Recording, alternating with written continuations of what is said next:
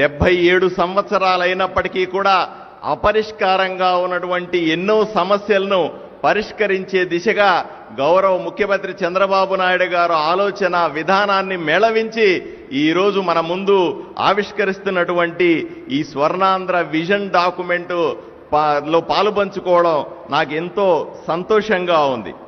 గౌరవ ప్రధానమంత్రి శ్రీ నరేంద్ర మోదీ గారి వికసిత భారత్ 2047 దేశం ఏ విధంగా రాబోయే 23 సంవత్సరాల్లో ముందడుగు వేయాల అనే మార్గదర్శకాన్ని చేసినటువంటి మోదీ గారి ఆలోచన విధానానికి అనుగుణంగా ఆంధ్ర రాష్ట్రంలో కూడా ఈ ఆవిష్కరణ జరుగుతూ ఉంది. అంతందుకు ఈరోజు రాష్ట్రాల అభివృద్ధి చెందితేనే దేశం అభివృద్ధి చెందుతాదని మనకందరికీ తెలుసు. ఈ విధంగా రాష్ట్రాన్ని అన్ని విధాలుగా అభివృద్ధి చేసే దిశలో మన ప్రయాణిస్తున్నటువంటి చంద్రబాబు నాయుడు గారికి ప్రత్యేకంగా మనం అభినందించాల్సిన అవసరం ఉంది. దేశం అభివృద్ధి, రాష్ట్రం అభివృద్ధి, రాష్ట్రంలో ప్రతి కుటుంబము ప్రతి పౌరుడి అభివృద్ధి ద్వారానే సాధ్యమవుతుందనే ఆలోచన విధానాన్ని మనం అందరూ అర్థం చేసుకోవాల్సిందే. ఈ డాక్యుమెంట్ స్వర్ణాంధ్ర 2047 డాక్యుమెంట్కు 4 స్తంభాలుగా విద్య, ప్రతి ఒక్కరికి విద్య ఉండడం అయితేనేమి, ప్రతి ఒక్కరికి ఆరోగ్యం అయితేనేమి, అన్ని వర్గాల సాధికారత అయితేనేమి, సుపరిపాలన 4 స్తంభాల మీద తయారు చేసినటువంటి ఈ విజన్ డాక్యుమెంట్ని ప్రతి ఒక్కరూ ప్రశంసించాల్సిన అవసరం ఎంతైనా ఉంది. ప్రతి ఒక్కరికి, ప్రతి బాలుడికి, ప్రతి విద్యార్థికి విద్య వండి తీరాల.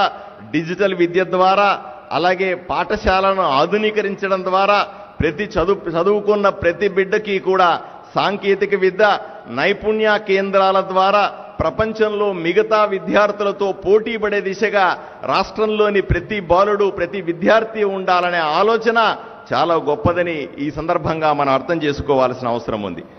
ఆరోగ్య సంరక్షణలో ప్రతి పౌరుడికి ఆరోగ్యం కావాలి, ఆసుపత్రులను ఆధునీకరించుకోవాలి, ఆసుపత్రుల్లో సదుపాయాలతో పాటుగా ఆసుపత్రితో సాంకేతిక నైపుణ్యాన్ని కూడా పుణికిపుచ్చుకోవాలన్న ముఖ్యమంత్రి గారి ఆలోచనకు అనుగుణంగా ఈ విజన్ డాక్యుమెంట్ తయారవుతా ఉంది. అన్ని వర్గాలకు సాధికారత లేకుండా విజన్లో రాబోయే 100 సంవత్సరాల స్వతంత్రానికి అర్థమే లేదు. రైతులు రాజు కాకుండా, రైతాంగం కానీ వ్యవసాయం లాభసాటిగా కాకుండా రాష్ట్రంలో సాధికారత సాధించడం సాధ్యం కాదు. ఎంతో మంది నిరుత్సాహం, ఉత్సాహం లేని విధంగా ఉన్నటువంటి యువతకి తిరిగి పునర్జీవనం, ఉత్సాహాన్ని పెంచే దిశగా మనం చేయాల్సిన పనులు ఎన్నో ఉన్నాయి. మహిళలకు సంబంధించినటువంటి ఆర్థికంగా నిలదొక్కునే విధానాలు గౌరవ ప్రధానమంత్రి ఎప్పుడూ చెప్తారు. లఖపతి దీది అయితే తప్ప ప్రతి ఇంటిలో ఉన్నటువంటి మహిళ లక్షాధికారి కోటీశ్వరరాలు అయితే తప్ప సమాజం బాగుపడదు, ఆ ఇంటికి ఆర్థిక స్వాతంత్రం రాదు అని చెబుతారు. అలాగే అణగారిన ప్రజలు, బీసీలైనా, ఎస్సీలైనా, ఎస్టీలైనా, మైనారిటీలైనా సరే అందరి సాధికారత, అందరినీ అభివృద్ధి చేసుకోవడం, అందరి సంక్షేమం చూడడం దిశగా ముఖ్యమంత్రి గారు చేస్తున్నటువంటి ఆలోచన విధానం ఎంతో గొప్పదిగా మనం చూడాల్సిన అవసరం ఉంది. సుపరిపాలన కేవలం వ్యక్తులు పనిచేస్తే సరిపోదు, వ్యవస్థలు బలంగా ఉండాలి. మెరుగైనటువంటి వ్యవస్థల ద్వారానే గ్రామాల్లో, పట్టణాల్లో మెరుగైన పరిపాలన ఇవ్వగలుగుతాం.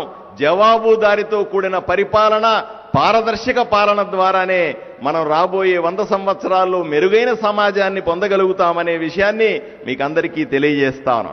ఈ సందర్భంలో నేను నమ్ముతా ఉన్నాను, మన రాష్ట్రం అన్ని వర్గాల ప్రజల సహకారంతో, శ్రీ ముఖ్యమంత్రి చంద్రబాబు నాయుడు గారి ఆలోచన విధానంతో, శ్రీ ప్రధానమంత్రి నరేంద్ర మోదీ గారి మార్గదర్శకత్వంలో తప్పనిసరిగా అభివృద్ధి చెందుతుందని డాక్యుమెంట్లో ఏవేవైతే అంశాలు పెట్టామో 10 అంశాలతో పాటుగా ఎంతో సుదీర్ఘ ఆలోచనతో ముఖ్యమంత్రి గారి అనుభవంతో పెట్టినటువంటి అన్ని అంశాలు కూడా నెరవేరుతాయని, రాబోయే తరాల కోసం ముఖ్యమంత్రి గారు కలలు కంటున్నటువంటి స్వర్ణాంధ్ర 2047 విజన్ ఏదైతే ఉందో, ఒక ఆలోచన ఏదైతే ఉందో, ఈ మహాయజ్ఞంలో భాగస్వాములు కావాల్సిందిగా ఎంతో సుదీర్ఘ ఆలోచనతో ముఖ్యమంత్రి గారి అనుభవంతో పెట్టినటువంటి అన్ని అంశాలు కూడా నెరవేరుతాయని, రాబోయే తరాల కోసం ముఖ్యమంత్రి గారు కలలు కంటున్నటువంటి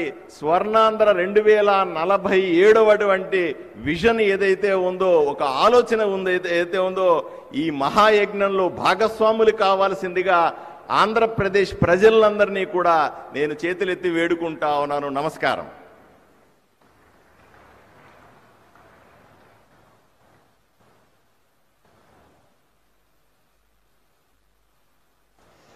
thank you sir, thank you very much. అసాధ్యాన్ని సుసాధ్యం చేసిన వ్యక్తి, ముక్కుసూటితనానికి పెట్టింది పేరు. చెప్పాలనుకున్నదే చెప్తారు, చేయాలనుకున్నదే చేస్తారు. అది ఆయనకి మాత్రమే సాధ్యమైంది. ఆంధ్రప్రదేశ్ రాజకీయాల్లో ప్రతి ఒక్కరికి ఆయన స్టైల్ ఏంటో, ఆయన శైలి ఏంటో తెలుసు. ముక్కుసూటితనానికి పెట్టింది పేరు. ప్రజలకు మాత్రమే తలవంచుతారు. ఇప్పుడు జవాబుదారీతనానికి ఆయన నిలువెత్తు సాక్ష్యంగా నిలిచారు. ప్రతి విషయాన్ని కుండ బద్దలు కొట్టినట్టు మాట్లాడడం, ప్రగతి పదం వైపుకి ముందుకి దూసుకు వెళ్ళడం ఆయనకి మాత్రమే సాధ్యమైంది. ప్రజల కోసం నిలబడతాను అని నొక్కి వక్కాణించిన గౌరవనీయులు, ద ఫ్యూర్లెస్ నాయకత్వానికి care of address Shri Konidela Pawan Kalyan garu, ఉప ముఖ్యమంత్రి, వారిని మాట్లాడవలసిందిగా మనవి.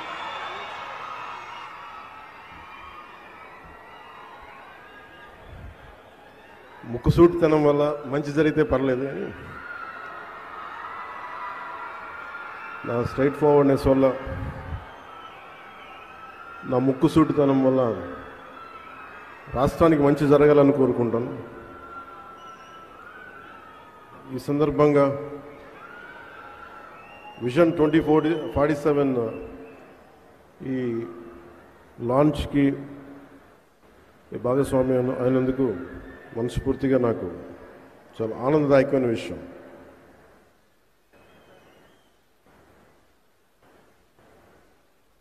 టీన్స్లో ఉన్నప్పుడు జీవితం పట్ల చాలా కళ్ళు ఉండే, చాలా నేర్చుకోవాలి, చాలా సాధించాలి అని. రకరకాల సెల్ఫ్ హెల్ప్ బుక్స్ చదువుతున్నప్పుడు ఏదో ఒక బుక్లో ఎక్కడో చదివాను, what is your mission statement and right your mission statement. ఇక్కడి నుంచి ఒక 10 సంవత్సరాల తర్వాత, ఒక 20 సంవత్సరాల తర్వాత నువ్వు ఎలా ఉండాలి అని.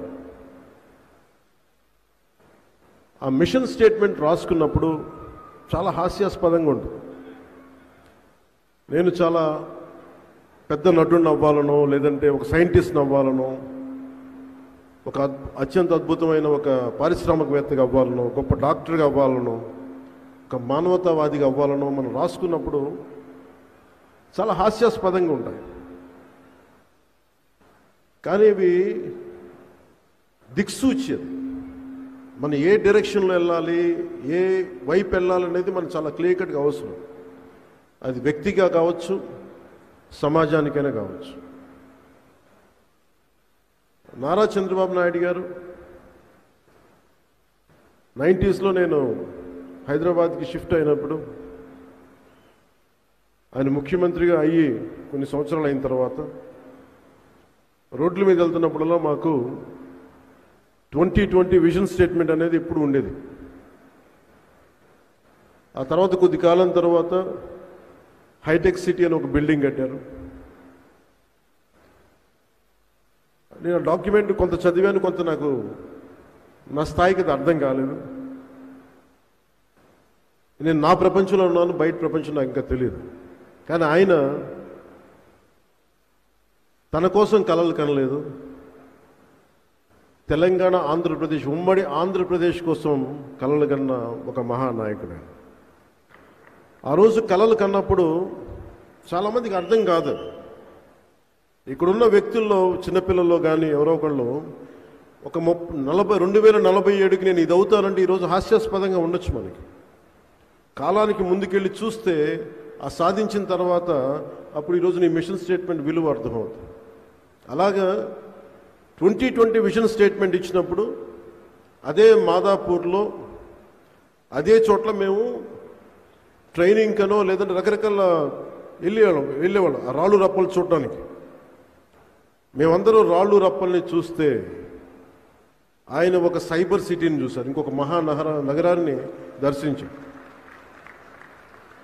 సరికొత్త నగరాన్ని చూడటం అంటే ఏంటంటే, ఒక నగరాన్ని నిర్మిస్తే నిర్మించిన వ్యక్తికి డబ్బులు రావు, గుర్తింపు రాదు. తాజ్మహల్ రూపకర్తకి పేరు తెలియదు మనకి, కానీ తాజ్మహల్ గుర్తుండిపోయింది. తాజ్మహల్ నిర్మాణానికి రాళ్ళెత్తిన కూలీలు ఎవరంటే కూలీలు గుర్తులేరు, కానీ నిర్మాణం గుర్తుండిపోయింది. ఈ రోజున అన్ని లక్షల మందికి ఉపాధి కల్పించే సైబరాబాద్ కానీ, ఆ వచ్చిన బిల్డింగ్స్ కానీ, ఉపాధి అవకాశాలు కానీ, దాని రూపకర్త, దాని శిల్పి, దాని చీఫ్ ఆర్కిటెక్ట్ శ్రీ నారా చంద్రబాబు నాయుడు గారు. నేను 2014 నుంచి రాష్ట్ర విభజన జరిగినప్పటి నుంచి నేను ఆయన్ని ఎందుకు ఆయన ముఖ్యమంత్రిగా ఉండాలని కోరుకున్నానంటే, పాలిటిక్స్లో సహజంగా రాగానే ప్రతి ఒక్కరికి ఒక స్వార్థం ఉంటుంది. నేనేదో అయిపోవాలని. నేనేదో అయిపోవాలని నేను కలగనలా. మీరేదో అయిపోవాలి, ప్రజలంతా ఏదో అయిపోవాలని కలగలను. ఆ కలలకి సరైన సారథ్యం వహించే వ్యక్తి ఎవరు, ఆ దిశగా తీసుకెళ్లే వ్యక్తి ఎవరు, నాకు ఆయన తప్ప ఇంకెవరు కనిపించలేదు. 2014లో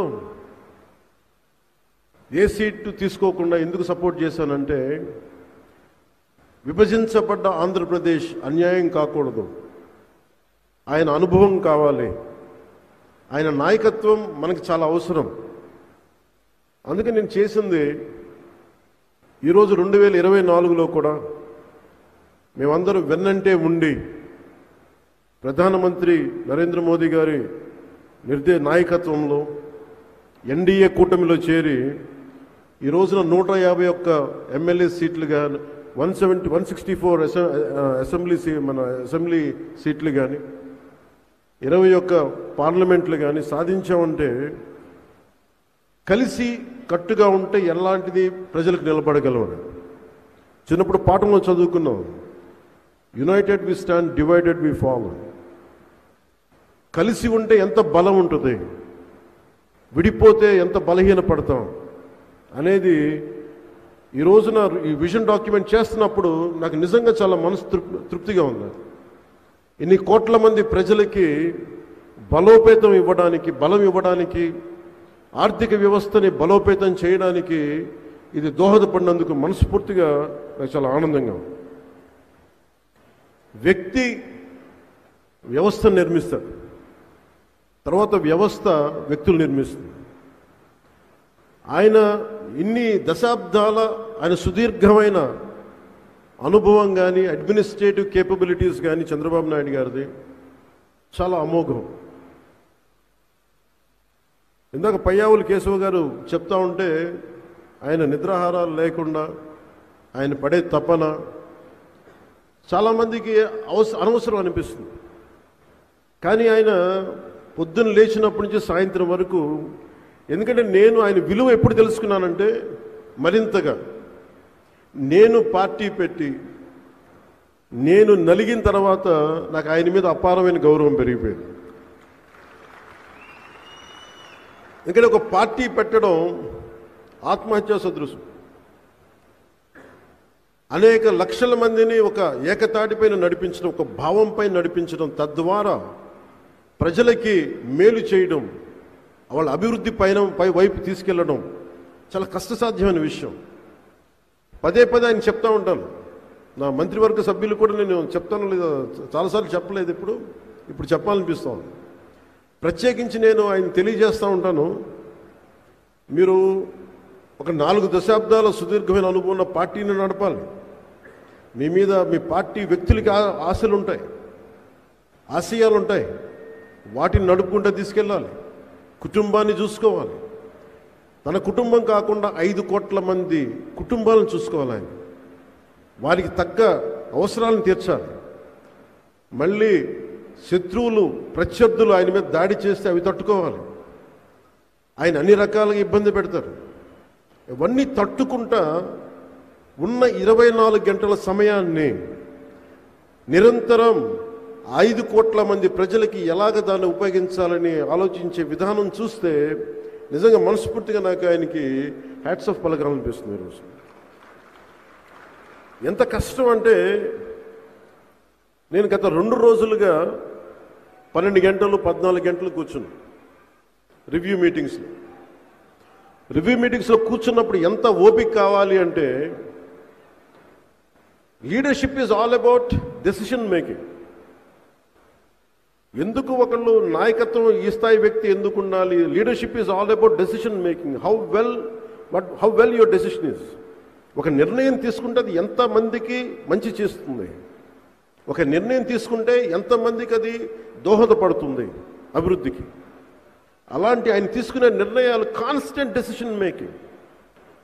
ఒక జనసేన పార్టీ ఒకసారి అలయన్స్లో ఉండే సమస్యల్ని ఆయన అర్థం చేసుకోవాలి, అడ్మినిస్ట్రేటివ్ ఇష్యూస్ అర్థం చేసుకోవాలి, డే టు డే ఇష్యూస్ అర్థం చేసుకోవాలి. చాలామంది ధర్నాలు చేస్తుంటారు, ఉపాధి అవకాశాలు లేవు, ఒకవైపు ఉద్యోగాలు లేవు, ఒకవైపు గత ప్రభుత్వం తెచ్చిన వారసత్వ సమస్యలను ఇన్నింటినీ మధ్యలో ఒక విజన్ డాక్యుమెంట్ని తీసుకురావటం, 2047లో ఎలా ఉండాలి, ఎందుకు మనం ఈ విజన్ డాక్యుమెంట్ నమ్మాలి అంటే దానికి నిలువెత్తు నిదర్శనమే 1990లో ఆయన కన్న కళ 2020 విజన్. అంటే ఆ రోజు అందరూ దాన్ని అర్థం చేసుకోలేక అపహాస్యం చేశారు. ఈ రోజున వాళ్ళకే అది భిక్ష పెడుతుంది. ఈ రోజున అంటే వాళ్ళకే విజన్ అంటే దానిని వెటకారం చేసిన వ్యక్తులు నా దగ్గర చాలామంది తెలుసు. వాళ్ళే ఈ రోజున అక్కడ స్థలాలు కొనుక్కున్నారో లేదంటే బిల్డింగ్స్ కట్టుకున్నారో వాళ్ళకి అది ఉపాధి అయిపోయింది ఈ రోజు. అలాంటిది ఈ రోజున ఒక వ్యక్తి కలకన అలాంటి అపారమైన అనుభవజ్ఞులు, అపారమైన అడ్మినిస్ట్రేటివ్ ఎబిలిటీ, ఆయన కలలు గంటను ఆయన 10 సూత్రాలతో ఆయన చెప్పింది నిజంగా అది ఆయన నోట్లతో చెప్తే అది వింటే బాగుంటుందని చెప్పి అది మీకు నేను కూడా మీలాగే వినడానికి నేను ఉన్నాను. Though I'm a part of this. దీంట్లో భాగస్వామ్యం అయినా నేను ఆయన నోటుగా వింటే నాకు మీలాగే ఆనందం కలుగుతుంది. ప్రధానమంత్రి గారు ఆలోచిస్తుంది వికసిత్ భారత్, వికసించే భారతం. కేవలం వికసించడం కాదు, ఎప్పటికీ వికసించే భారతం అవ్వాలి. దాంట్లో అంతర్భాగమే స్వర్ణాంధ్ర 2047 విజన్. దీంట్లో ఇన్ని లక్షల ఉద్యోగాలు ఉండాలి 5 సంవత్సరాల్లో. 2047కి అత్యంత ఆధునికమైన సాంకేతికతతో కూడిన వ్యవసాయం ఉండాలి, నదుల అనుసంధానం జరగాలి, బిడ్డలకి భవిష్యత్తు బాగుండాలి, స్కిల్ డెవలప్మెంట్కి సంబంధించి స్కిల్ పాస్పోర్ట్ ఉండాలి. ఇలా 1 కాదు 2 కాదు అనేక అంశాల మీద ఆయన చేసిన కసరత్తు, అధికారులతో కూర్చొని ఆయన చేసిన కసరత్తు, మాతో చర్చించింది. నాలాంటి వాడు చిన్నపాటి అనుభవం, నాలాంటి వాడి సలహాలు కూడా ఆయన తీసుకొని దాన్ని పెట్టడం మనస్ఫూర్తిగా ఆయన పెద్ద మనసుకి అది ఆయనకి మనస్ఫూర్తిగా కృతజ్ఞత నేను తెలియజేస్తున్నాను ఆయనకి. దీంట్లో ఆయన కన్న కళ మనందరి కోసం అది. కానీ దీనికి మనం ఏం చేయాలి అనేది ఆయన తెలియజేస్తారు. సో బేసిక్గా మనం అర్థం చేసుకోవాల్సింది, అమెరికాకి ఇలాంటి పెద్ద దేశాలకు వెళ్ళిపోదాం, వెస్టర్న్ కంట్రీస్కి వెళ్ళిపోదాం. ఎందుకు వెళ్తామంటే మన రూల్ ఆఫ్ లా బాగుంటుందని. ఇక్కడి నుంచి వెళ్ళిన చాలామంది తెలుగు వాళ్ళు అమెరికాలోకి వెళ్ళిపోయి పెద్దగా సాధించగలిగారు. దేనికంటే రూల్ ఆఫ్ లా చాలా బలంగా ఉంటుంది. పశ్చిమ దేశాలు రూల్ ఆఫ్ లాని ఇంప్లిమెంట్ చేస్తే తప్ప అభివృద్ధి సాగదు. రూల్ ఆఫ్ లాలో భాగస్వామ్యం మనం కూడా, మీతో పాటు నేను, నాతో పాటు మనందరం, ప్రతి ఒక్కరికి బాధ్యత ఉంది. ఈ కళలో ఈ సమగ్ర సంకల్పం ఒక వ్యక్తి కంటే కళ, కొన్ని కోట్లాది మంది కోసం కళ కంటే అది మహాస్వప్నం, సమగ్ర సంకల్పం అది. అలాంటి సమగ్ర సంకల్పమే ఈ 2047 ఈ మా స్వర్ణాంధ్ర డాక్యుమెంట్. నేను మీ నుంచి ఆశిస్తున్నది, మేమందరం మీరు చూశారు గత కొన్ని సంవత్సరాల్లో 5 సంవత్సరాల్లో నిర్మాణం చాలా కష్టం. ఒక ట్విన్ టవర్స్ని కట్టడం చాలా కష్టం. ట్విన్ టవర్స్ని కొంతమంది ఉగ్రవాదులు కూల్చేయటం 24 గంటల పని. ఒక బిల్డింగ్ని కట్టడం ఈ తేలిక, కూల్చేయడం చాలా తేలిక. అలాగే గత ప్రభుత్వం రాగానే వారు కట్టడాన్ని, కన్స్ట్రక్షన్ కూల్చేశారు. సో కూల్చేయడం ఎప్పుడు చాలా చాలా తేలిక. సో నిర్మాణం చాలా చాలా కష్టమైంది. అలాంటి నిర్మాణంలో మీరందరూ భాగస్వామ్యం అవ్వాలని నేను మనస్ఫూర్తిగా కోరుకుంటున్నాను. మీ నుంచి కోరుకుంటుంది కూడా, ఒక ప్రభుత్వ ఆస్తి ఉందంటే అది మనందరిది. మన కోపం, మన విసుగులన్నీ బస్సును తగలబెడితే అది నష్టం మళ్ళీ మనకే, ట్యాక్సులు మళ్ళీ మనకే పడతాయి. మళ్ళీ మనకి జీతాలు తక్కువ అవుతాయి, ఒకవేళ జీతాలు పెరిగినా ఖర్చులు పెరుగుతాయి. సో మనందరం సమిష్టిగానే దాన్ని పే చేయాలి. అలాగే టూరిజం మీద చాలా కీలకమైనది ఉంది. టూరిజం ఎక్కువ అవకాశాలు తెప్పించేది, ఎక్కువ ఉపాధి అవకాశాలు ఇచ్చేది, ఎక్కువ సంపదనిచ్చేది. కానీ టూరిజంకి కావాల్సింది, మనందరికీ తెలుసుకోవాల్సింది మన బిహేవియర్ ప్యాటర్న్స్. గోవా లాంటి గొప్ప టూరిస్ట్ అట్రాక్షన్ ఉన్న సిటీ, ఒక స్టేట్, కేవలం ఒక బంచ్ ఆఫ్, ఒక కొద్ది మంది మాఫియా చేరిపోయి, ఒక 100 మంది 200 మంది చేరి దాన్ని నాశనం చేశారు. టూరిస్ట్ డెస్టినేషన్ వెళ్ళిపోయింది. అది ఆంధ్రప్రదేశ్ని మనం టూరిస్ట్ డెస్టినేషన్ చేయాలని అనుకుంటున్నాం. దీనికి కావాల్సింది, మనకి ఎవరికైతే చూడటానికి వస్తారో వాళ్ళ భద్రత. సో రూల్ ఆఫ్ లా చాలా అవసరం ఇక్కడ. సో ప్రజలకు కూడా మనందరం సహకరించాలి దీనికి. ఎవరో కొంతమంది విదేశీయులు వస్తారు. విదేశీయులు వచ్చి మన గండికోటకు ఇంకో చోటకి వెళ్దామంటే వాళ్ళకి మనం ఇవ్వగలిగేది భద్రత, వాళ్ళకి ఇవ్వగలిగేది మన హాస్పిటాలిటీ. మనం ఆంధ్రప్రదేశ్కి వస్తే చాలా అద్భుతంగా ఉంటుంది. ప్రజలు మనం చాలా బాగా చూసుకుంటారనంటే మన జీవితంలో ఆర్థికంగా బలపడతాం, మనకి ఉపాధి అవకాశాలు వస్తాయి, అలాగే మనకి ఐశ్వర్యం పెరుగుద్ది. వీటన్నిటిలో ఇవన్నీ ఈ విజన్ 2047 బాగా ఉంది దీంట్లో. సో దీనికి ప్రజలతో పాటు అధికార యంత్రాంగం కూడా, ఎందుకంటే నిన్న మ్యారథాన్ సెషన్ 2 రోజులు మొత్తం మంత్రివర్గంతో సహా, మొదటగా వచ్చి చివరిగా వెళ్ళే వ్యక్తి నాలాంటి ముందు వెళ్ళిపోవచ్చేమో, కానీ ముఖ్యమంత్రి గారు మొదటిగా వచ్చి ఆఖరి వరకు ఆయన ఓపికకి మనస్ఫూర్తిగా అసలు ఎన్నిసార్లు మెచ్చుకున్నా సరిపోదు. అంటే అలాంటి వ్యక్తి నేతృత్వంలో, నాయకత్వంలో ఆంధ్రప్రదేశ్ ఉన్నందుకు అద్భుతమైన ప్రగతి సాధిస్తుందని, ఆయనకి నాలాంటి వాడు ఒకేసారి వెళ్ళి కూర్చుని సరిపోం. ఆయన అపారమైన అనుభవం, ఒక రెవెన్యూ మంత్రిగా, ఒక ఫైనాన్స్ మంత్రిగా ప్రారంభించి ఆయన చేసుకెళ్లే విధానం చూస్తుంటే నాలాంటి వాడికి నేర్చుకోవడానికి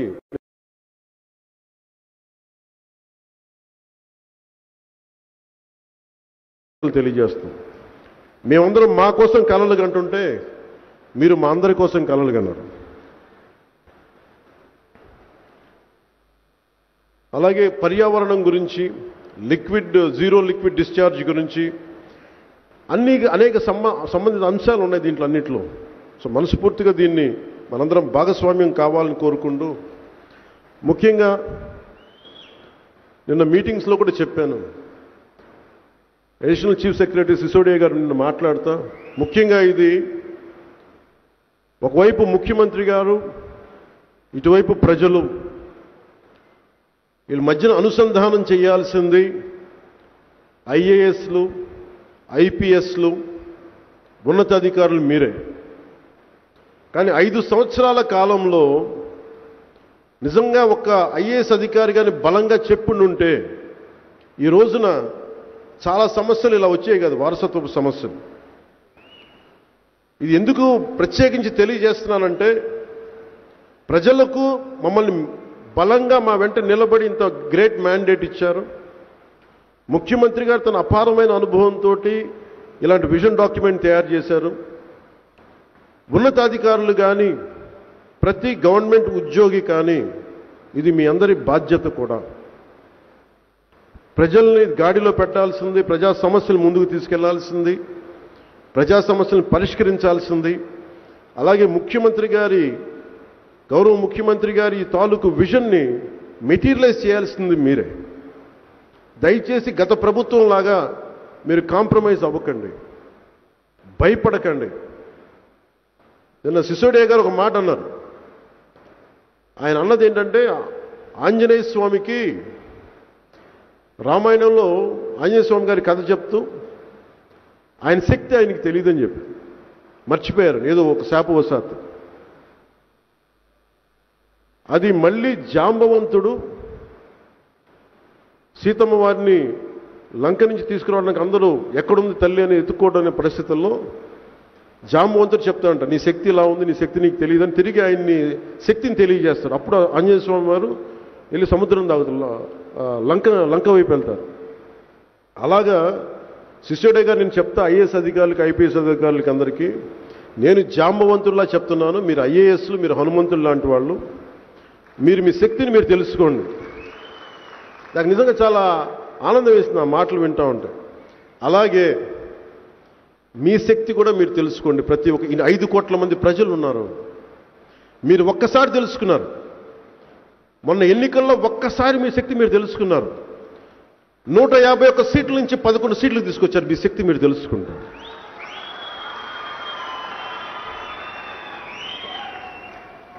మీరు మీ శక్తిని మర్చిపోకండి. అలాగే మాకు బాధ్యత ఉంటుంది. మేము అధికారుల చేత బలంగా పని చేయించాలి అంటే దానికి మీరు భాగస్వామ్యులైతేనే మేము అధికారుల చేత చేయించగలం. లేదంటే చెట్టుకొకళ్ళు పుట్టుకొకళ్ళు వెళ్ళిపోవచ్చేమో మనకు తెలియదు. నిన్న ఇది చెప్పి నేను ముగిస్తాను. అంటే ఎందుకు మీరు భాగస్వామ్యం అవ్వాలి, బాధ్యతగా ఎందుకు ఉండాలని చెప్పడానికి. నిన్న చాలాసార్లు పేపర్స్లో ఒక న్యూస్ వస్తూ ఉంటుంది, ఇంకా గిరిజన గ్రామాల్లో డోలీలు కట్టుకునే గర్భిణీ స్త్రీలను తీసుకొస్తూ ఉంటారు. రోడ్లు కనెక్టివిటీ లేదంటే నేను వచ్చిన రోజు నుంచి మొత్తుకుంటా ఉన్నాను, డబ్బులు లేవు, ఇంకోటి లేవని సమస్యలు చెప్తా ఉంటే ఒకటే మాట్లాడడం, ఎక్కడికి వెళ్ళిపోయినాయి డబ్బులు అవి అని మాట్లాడితే 3,000 కోట్లు కావాలి ఈ రోజున. నిన్న రివ్యూ మీటింగ్లో మాట్లాడింది ముఖ్యమంత్రి గారి దృష్టికి తీసుకొస్తే ఎంత కావాలని అడిగారు. మరి చేసేద్దాం, ఎంత కావాలంటే 2,854 గ్రామాలకి 3,000 కోట్లు కావాలనగానే ముఖ్యమంత్రి గారికి నిస్సహాయత వచ్చింది, ఆయన లాంటి దార్శనికుడికి.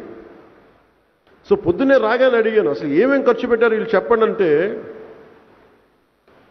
ఒక్క రిషికొండ ప్యాలెస్కే 500 కోట్ల రూపాయలు ఖర్చు పెట్టారు. అలాగే వీళ్ళు 1,200 కోట్లు భూహక్కు స్టోన్స్ సరిహద్దు రాళ్ళు వేయడానికి 1,200 కోట్లు. మీరు ఊహించుకొని ఇక్కడే 1,700 కోట్ల రూపాయలు ఒక ఋషికొండ ప్యాలెస్ కట్టడానికి, 1,200 కోట్లు ఈ సరిహద్దు రాళ్ళు వేయడానికి, అలాగే ఈ భూహక్కు పత్రాల కోసం, పాస్బుక్స్ కోసం.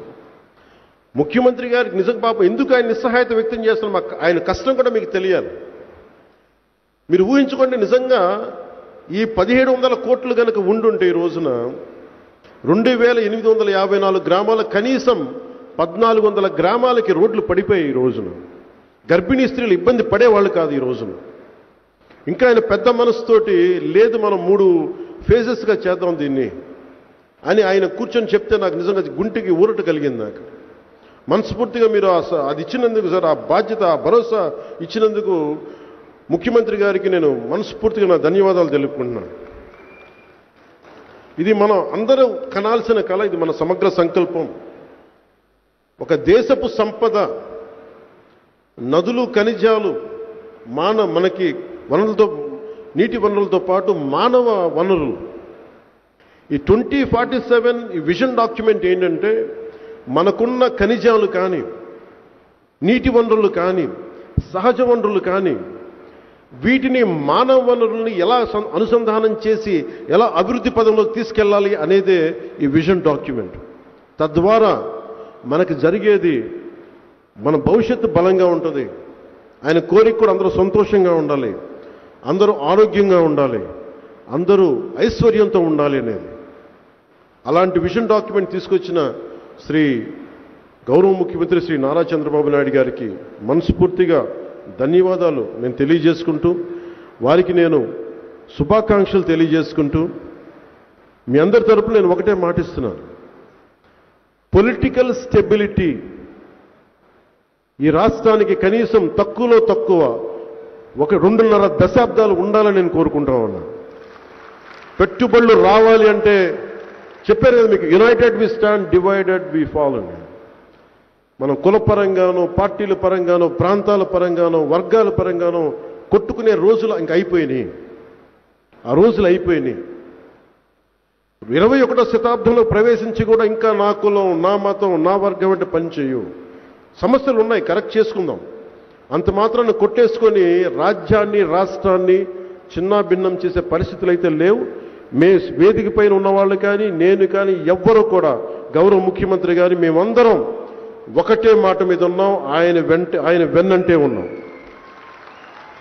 మేమందరం కలిసి ప్రధానమంత్రి నరేంద్ర మోదీ గారి కన్నకల వికసిత్ భారత్, భారతదేశం వైపు తలెత్తి చూడాలి అంటే అన్ని రాజ్యాలు గజగజలాడాలి. అది బలంగా ఉండాలి అంటే ఐశ్వర్యం ఉండాలి, సంపద ఉండాలి, శక్తి ఉండాలి, సమర్థత ఉండాలి. చైనాను చూసి అమెరికా లాంటి దేశాలు భయపడతాయి. అలాంటి స్థితికి భారతదేశం వెళ్ళాలంటే దాంట్లో అంతర్భాగమైన ఆంధ్రప్రదేశ్ బలోపేతంగా ఉండాలి. అది నారా చంద్రబాబు గారి నాయకత్వంలో ఆయనకి మేము కలలు కనే ఆంధ్రప్రదేశ్కు ముందుకెళ్ళాలని మనస్ఫూర్తిగా మేము కలలు కంటూ ఆశిస్తూ, ఆయన అత్యంత ఆరోగ్యంగా అద్భుతంగా ఆయనకి భగవంతుడు నిండు 100 ఏళ్ళు ఆయుష్ ఇవ్వాలి, ఆయనకి ఆరోగ్యం ఇవ్వాలి. ఆయన ఎప్పుడు కూడా ఆంధ్రప్రదేశ్ ప్రజలకి, దేశ ప్రజల ఆకాంక్ష నెరవేర్చేలా, అభివృద్ధి పదం వైపు నడిపించేలా ఉండాలని కోరుకుంటూ, మరోమారు నాకు అవకాశాన్ని ఇచ్చిన ఆంధ్రప్రదేశ్ రాష్ట్ర ప్రజలందరికీ, నన్ను ఇక్కడ నిలబెట్టి నాతో పాటు నాకు ఎప్పుడు గౌరవం తగ్గకుండా నాకు మనస్ఫూర్తిగా, నాకు గౌరవం నాకు కాదు, నన్ను నమ్మిన ప్రజలకు గౌరవం ఇవ్వడం. ఆయన చెప్తారు, అవసరం లేదు సార్, మీరు వదిలేసేయండి అంటే, లేదు నేను మీకు గౌరవం ఇవ్వాల్సిన అవసరం ఉంది, ఎందుకని మీ ప్రజలు మనం ఎన్నంటూ ఉన్నారని ఆయన చిన్నది కూడా ఆలోచిస్తారు. మీరు ముందు వెళ్ళంటే, లేదు నాతో పాటు రా అంటారు. ఎందుకంటే నేను అలాంటి సీనియర్ నాయకులకి నాకు ఎంత గౌరవం ఇవ్వాలో నాకు తెలుసు. ఆ గౌరవాన్ని ఏ రోజు కూడా నేను తగ్గించను. మనస్ఫూర్తిగా తెలుగుదేశం నాయకులందరికీ, భారతీయ జనతా పార్టీ నాయకులందరికీ, జనసేన పార్టీ నాయకులందరికీ, అన్ని స్థాయిల్లో ఉన్న నాయకులు మనందరం సమిష్టిగా పనిచేద్దాం.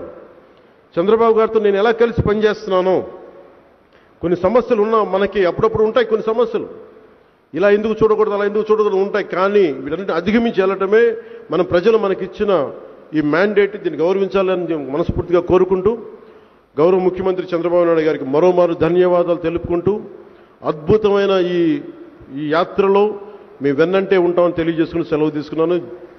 జై ఆంధ్ర, జై హింద్, జై భారత్.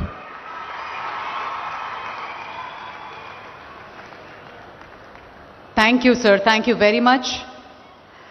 డిప్యూటీ సీఎం గారికి కృతజ్ఞతలు తెలియజేసుకుంటున్నాం. సహృదయం సాకారం ఆంధ్రప్రదేశ్ ప్రజల వంతు, సంక్షేమం, అభివృద్ధి, దృఢ సంకల్పం నా వంతు అంటారు మన ప్రియతమ ముఖ్యమంత్రి వర్యులు శ్రీ చంద్రబాబు నాయుడు గారు. ఆంధ్రప్రదేశ్ రాష్ట్రాన్ని జాతీయ భూమికతో పోలిక, ప్రపంచ వేదికతో పోటీ అంటూ మన రాష్ట్రాన్ని అంతర్జాతీయ గమ్యంగా మారుస్తూ స్వర్ణాంధ్ర అట్ 2047కి నేతృత్వం వహిస్తూ కర్త కర్మ క్రియగా అయినటువంటి మాన్యులు, గౌరవనీయులు మన ముఖ్యమంత్రి వర్యులు శ్రీ నారా చంద్రబాబు నాయుడు గారి అమూల్య సందేశాన్ని ఇప్పుడు విందాం.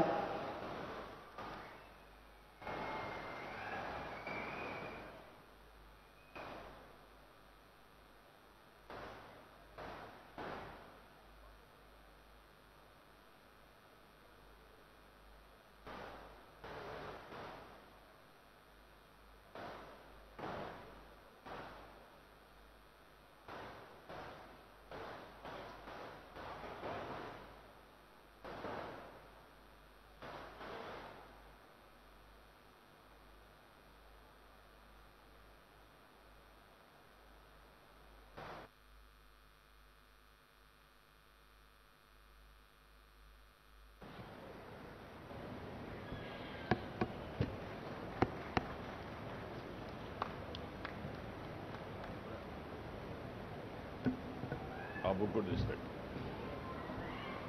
ఆ బుక్ కూడా తెచ్చిపెట్టాడు.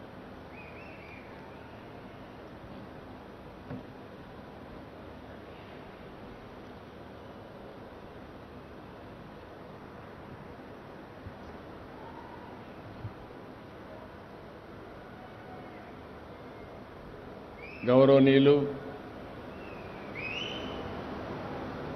మిత్రులు, రాష్ట్ర ఉప ముఖ్యమంత్రి గారైనటువంటి పవన్ కళ్యాణ్ గారు,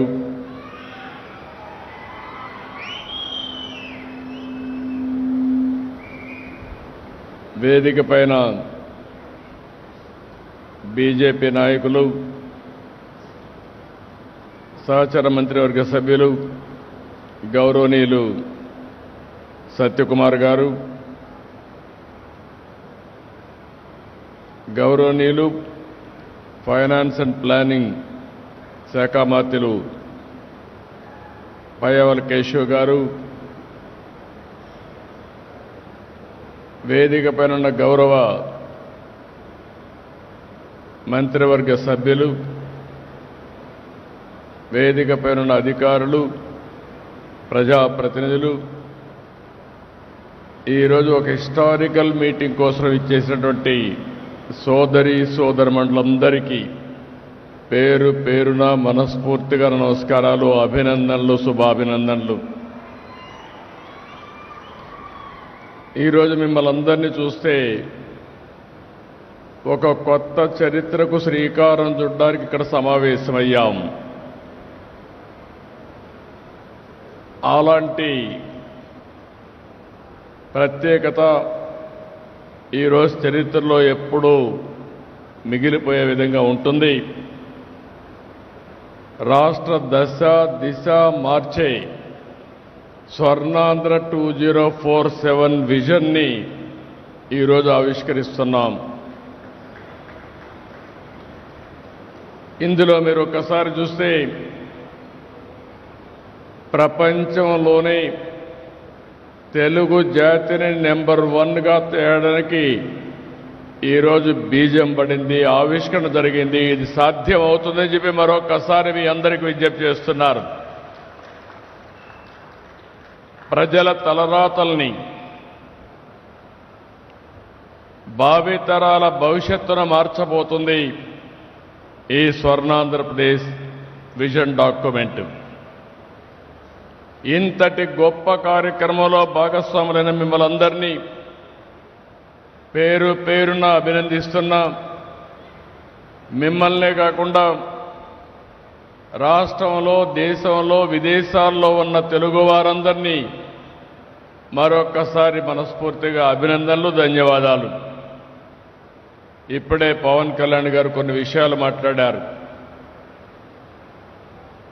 నేను చాలా ఎన్నికలు చూశాను, కానీ 2024 ఎన్నికలకు ఒక ప్రత్యేకత ఉంది. 78 నుంచి నేను ప్రత్యక్షంగా ఎన్నికల్లో భాగస్వామినయ్యాను. అనేక ఎన్నికల్లో మేము పోటీ చేశాం.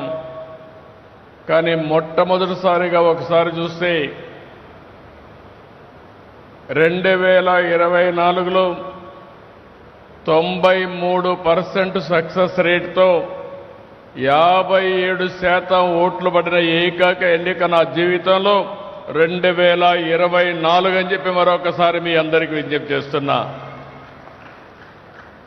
ప్రజల్లో ఆ రోజుండే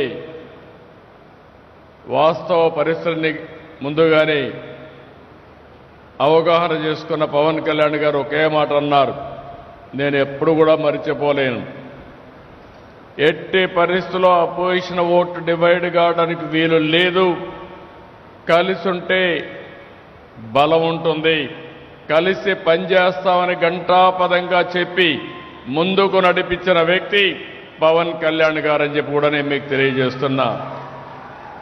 2014లో చూశాను, 2024లో చూశాను. 2 సార్లు కూడా నాకేమొస్తుందని కాకుండా రాష్ట్రానికి ఏ మేలు జరుగుతుందని ఆలోచించి పూర్తిగా సహకరించారు. అలాంటి ఒక మంచి మిత్రుడు ఉండడం చాలా సంతోషదాయకం అని చెప్పి కూడా నేను మీకు తెలియజేస్తున్నాను. మొన్న ఎన్నికల్లో మీరు ఒకసారి చూస్తే ఒక పక్క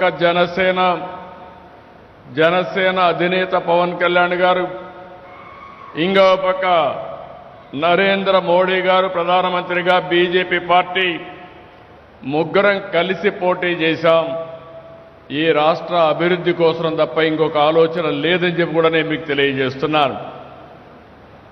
ఆ రోజు రాష్ట్రంలో చాలా అనుభవంతో ఉండే నాకే అర్థం కాని పరిస్థితి. ఎంత విధ్వంసం జరిగిందో ఆ రోజు ఊహించాం, కానీ ఈరోజు పనిచేస్తా ఉంటే మా ఊహల కంటే ఎక్కువగా విధ్వంసం జరిగింది. 6 నెలల సమయంలో ఇప్పటికి మీరు ఒకసారి చూస్తే అన్ని డిపార్ట్మెంట్ని సమీక్షలు చేసుకున్నాం.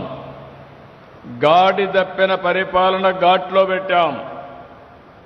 ఎక్కడికక్కడ సమస్యలన్నీ పరిష్కారం చేసి 1-2 కాదు, అనేక చిక్కుముడులేసే పరిస్థితికి వచ్చారు. రాష్ట్రాన్ని పూర్తిగా విధ్వంసం పాలు చేసే పరిస్థితికి వచ్చారు. ఒక్కోసారి మాకే అర్థంగా నాకు అనుభవం ఉందిగా 4వసారి ముఖ్యమంత్రిని.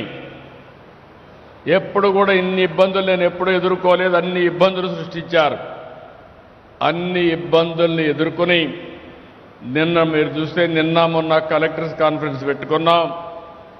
6 నెలలైన వెంటనే మళ్ళీ విజన్ 2047 డాక్యుమెంట్ తీసుకొచ్చి ఈరోజు తెలుగు జాతికి భారతదేశానికి అంకితం చేశామంటే అది మాకుండే అకుంఠిత దీక్ష అని చెప్పి కూడా మరి ఒక్కసారి మీ అందరికీ విజ్ఞప్తి చేస్తున్నా. ఈరోజు మనందరం గర్వపడే విధంగా నరేంద్ర మోడీ గారి నాయకత్వంలో భారతదేశం ప్రపంచంలోనే ఒక శక్తివంతమైన దేశంగా తయారయ్యే పరిస్థితి వచ్చింది. 2047లో మన దేశం 100 ఏళ్ల స్వాతంత్ర భారతోత్సవాలు జరుపుకోబోతున్నాం. అప్పటికల్లా ప్రపంచంలో ఒక అగ్రదేశంగా ఉండాలనే ఉద్దేశంతో వికసిత్ భారత్ 2047 ప్రధానమంత్రి గారు తయారు చేశారు. అయితే కేంద్రంలో ఎన్డీఏ ప్రభుత్వం వికసిత్ భారత్ 2047 పేరుతో లక్ష్యాలు నిర్దేశించుకొని ముందుకు పోతున్నారు. అందులో భాగంగానే మనం ఈరోజు స్వర్ణ ఆంధ్రప్రదేశ్ విజన్ డాక్యుమెంట్ తయారు చేశాం. నరేంద్ర మోడీ గారు కానీ మనందరి ఆలోచన ప్రపంచంలోనే భారతదేశం నెంబర్ 1 దేశంగా ఉండాలని, భారతీయులు ప్రపంచంలోనే నెంబర్ 1గా ఉండాలని మనందరి సంకల్పం. అదే సమయంలో నేను కానీ పవన్ కళ్యాణ్ గారు కానీ వేదిక పైన కూర్చున్న మా ఆలోచన తెలుగు జాతి ప్రపంచంలోనే నెంబర్ 1గా ఉండాలనేది మా సంకల్పం. అదే సమయంలో ఆంధ్రప్రదేశ్ రాష్ట్రం నెంబర్ 1 రాష్ట్రంగా ఉండాలని దృష్టితో ముందుకు పోతున్నామని చెప్పి కూడా నేను మీకు తెలియజేస్తున్నాను. ఈరోజు చాలామంది ఇక్కడ ఉన్నారు. ఈరోజు ఒక నిర్దిష్టమైన ఆలోచనలతో వచ్చాం. ఈరోజు మన రాష్ట్రంలో మీరు చూస్తే తలసరి ఆదాయం $3,000 కంటే తక్కువ. ఈరోజు మేము పెట్టుకున్నది 2047కి $42,000 తలసరి ఆదాయాన్ని సంపాదించాలని ఒక లక్ష్యంగా పెట్టుకున్నాం. ఇక్కడుండే మీరందరూ అనుకుంటారు ఇది సాధ్యమా అని. కానీ ఇప్పుడే పవన్ కళ్యాణ్ గారు ఒక మాట చెప్పారు.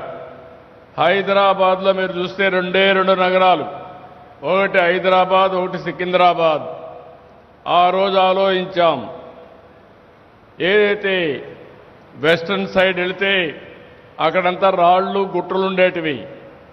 ఆ గుట్టల్లో నేను చూశాను ఇది భవిష్యత్తు నగరంగా తయారవుతుందని రూపకల్పన చేసి 25 సంవత్సరాల్లో ప్రపంచంలో నెంబర్ 1 రాష్ట్రంగా తయారు చేశామంటే అది ఆనాటి విజన్ ప్రభావం అని చెప్పి కూడా నేను మీకు తెలియజేస్తున్నా. ఎప్పుడూ పవన్ కళ్యాణ్ గారు అంటూ ఉంటారు సార్ మేము అందరూ రాళ్ళు చూశాం, మీరు మాత్రం అందులో ఒక విజన్ చూశారని. అవును, నేను ఆ రోజు చూసింది ఒక సింగపూర్ చూశాను, లేకుంటే ఒక దుబాయ్ చూశాను, ఒక అమెరికాలో ఉండే న్యూయార్క్ సిటీని చూశాను. ఇలాంటి టౌన్ ఎందుకు డెవలప్ చేయలేమని ఆలోచించి అంచెలంచెలుగా అభివృద్ధి చేశాం. ఈరోజు గర్వంగా చెప్పగలుగుతున్నా, హైదరాబాద్ నగరం వల్ల తెలంగాణ రాష్ట్రం భారతదేశంలోనే ఎక్కువ తలసరి ఆదాయం సంపాదించే రాష్ట్రంగా తయారైందంటే అది ఆ రోజు వేసిన ఫౌండేషన్ అని చెప్పి కూడా నేను మీకు తెలియజేస్తున్నా. ఆ రోజు 1997 14 టాస్క్ ఫోర్స్లు వేశాను. గంటల తరబడి కూర్చున్నాం. ఆ రోజు విజన్ అంటే చాలా మందికి అర్థమయ్యేది కూడా కాదు. ఫస్ట్ టైం దేశంలోనే ఒక విజన్ డాక్యుమెంట్ తయారు చేశాం.